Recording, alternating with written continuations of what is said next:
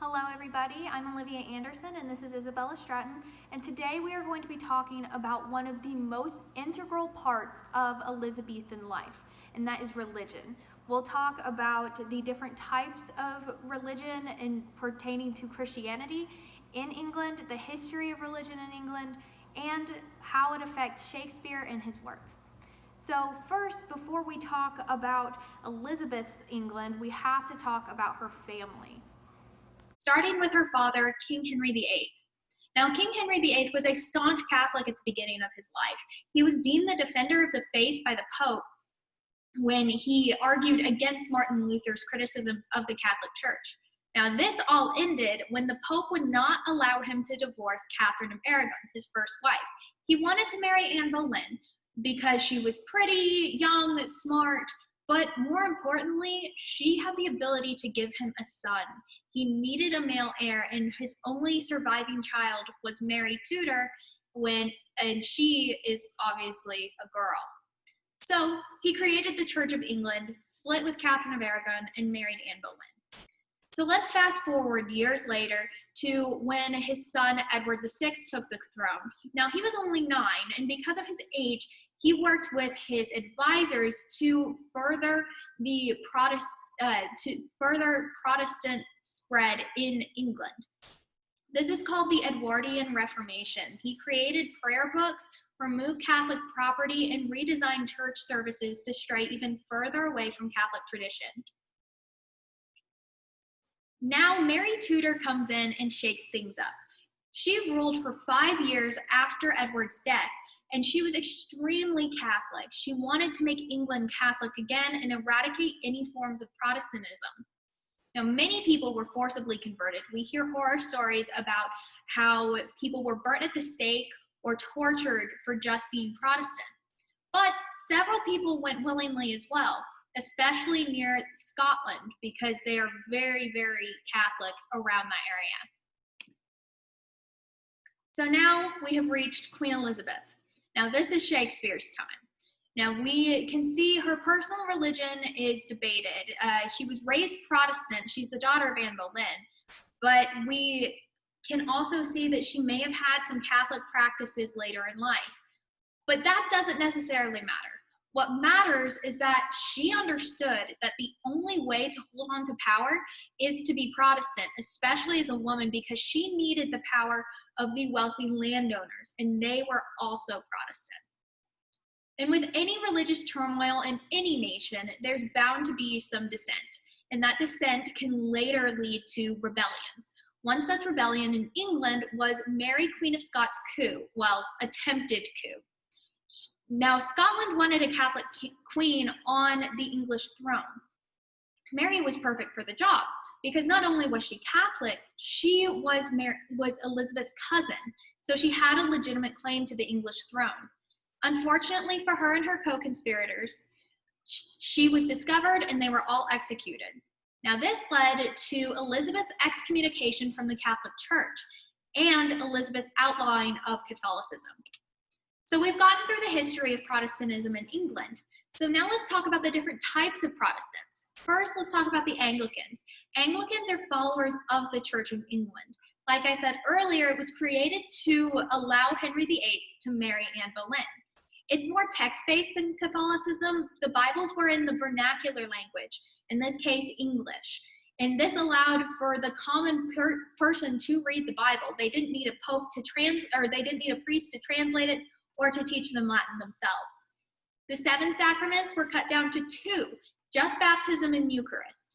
But the most important change is that the monarch became the head of the state and the church. The Pope was not a figurehead in the Church of England.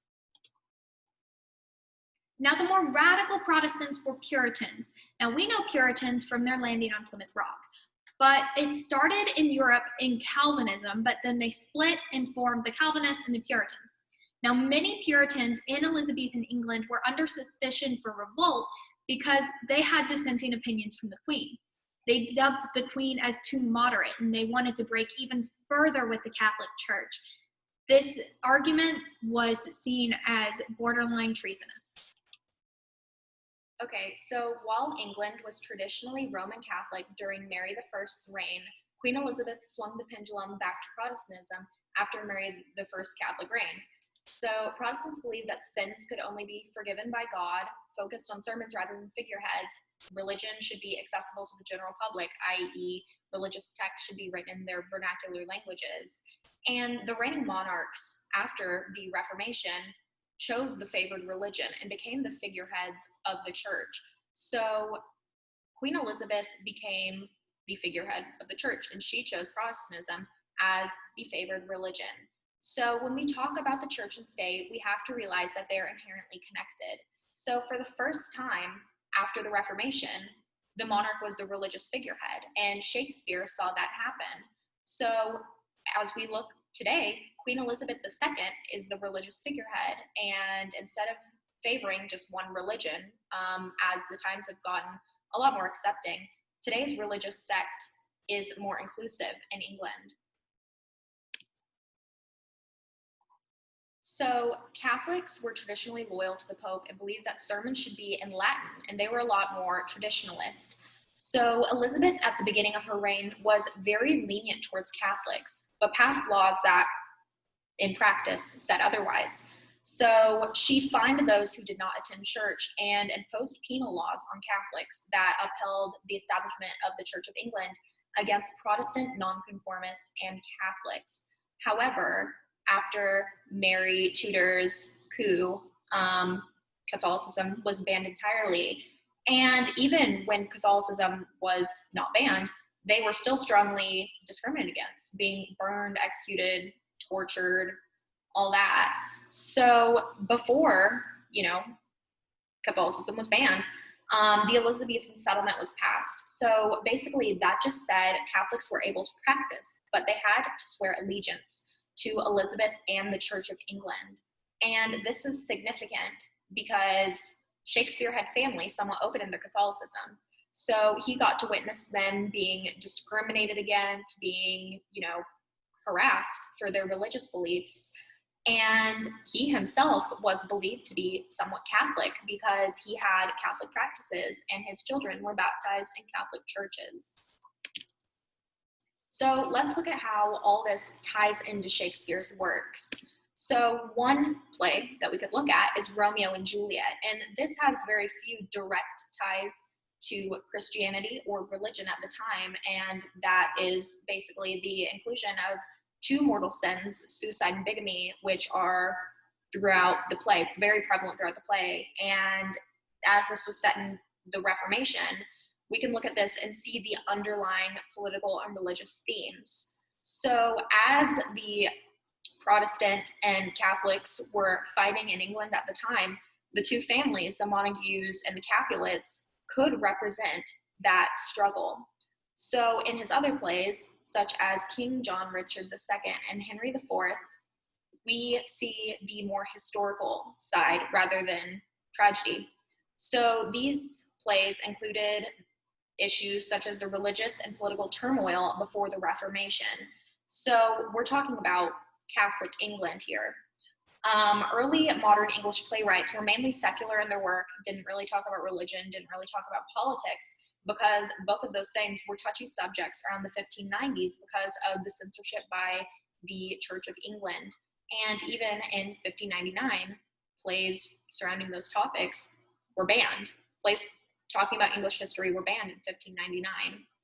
So overall, Shakespeare's works included underlying, religious and political themes, but he didn't outright say anything. Like, he had no direct ties to religion in a lot of his works, but his plays were directly influenced by the religious and political turmoil of England at the time that he wrote these. So politics and religion were very, very tightly connected at the time. All in all, in the battle between Catholicism and Protestantism, the latter emerged as the victor. This outcome would not have come to fruition without the Reformation and Queen Elizabeth I's rise to the throne. As England devolved into political and religious turmoil, many of Shakespeare's works reflect that same chaos. Thank you for listening to our presentation.